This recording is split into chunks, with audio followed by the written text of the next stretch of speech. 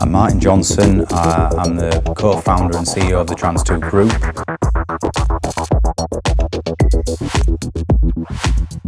The Trans2 Group comprises of a logistics company, Trans2 Logistics. We do global logistics and transport, and Trans2 Performance, which is a training and consulting company, and we focus on leadership management, sales execution, interpersonal communication and all that great stuff. It's really focusing on human performance.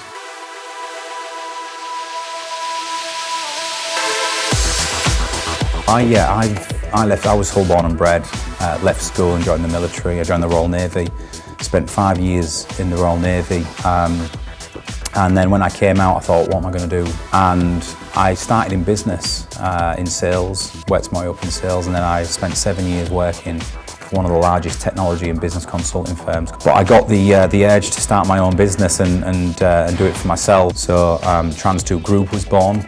And in our first year, we had a cracking year on the logistics side, which sort of funded performance out of cash, so we had no business debt. And 6 months later, performance has outperformed all of its first year targets. Logistics is now pushing on to 2.53 million in turnover, and here we are.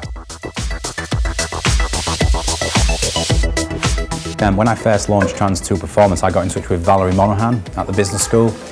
And I wanted to, if I'm honest, at that time, I wanted to practice my content. And I thought, what better way to practice these talks and the content that we deliver than in a business school environment? Because to me, that was a win-win. The business school get an external speaker and some great content, and I get to practice some of my content. And that's how the relationship was born. And I did a talk, it was received really well. I got invited back, I did a second talk. And it's almost now got to the point where whenever I'm about to do a big talk at an event, I'll always email Valerie and Matthew Beecroft and say, do you want me to come and deliver it first for you? So it's forming a good relationship. What I try to do and what we try to really focus on is if we're going to come in and speak to the students for 50 minutes to an hour, we're going to bring in some real life examples of what it's like out there in business and what type of traits and skills do they need to succeed. And it's always well received because I think it's a breath of fresh air for them, that it's actually hearing it from a different context. So I try and keep it non-technical, non-academical, but something that where they can use it. It's almost like focusing on their traits and behaviours rather than skills and techniques. The benefit to me personally is that the reason I started the business, the main reason I started the business, and this is the truth, is that over the years in business, I get the greatest self-fulfillment from helping others. When you see somebody who you're delivering a session or a talk or some training or some content and the light bulb moment just goes off, they get it, they buy into it. And from that day forward, they can make a transition or a change in the way they operate. A degree, an academic qualification, without a shadow of a doubt, is important. But do not neglect, the power of soft and social skills to employers.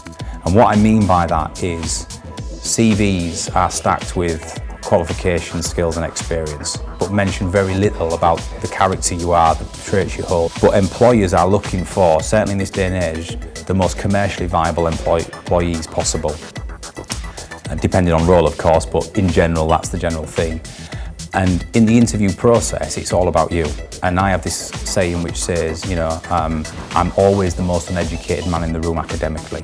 I am. I left school and never went on to higher education. But I'm always the most educated man in the room socially. And I'm not saying that that's the default position for every student, but don't rely on that piece of paper as a God-given right to get employment.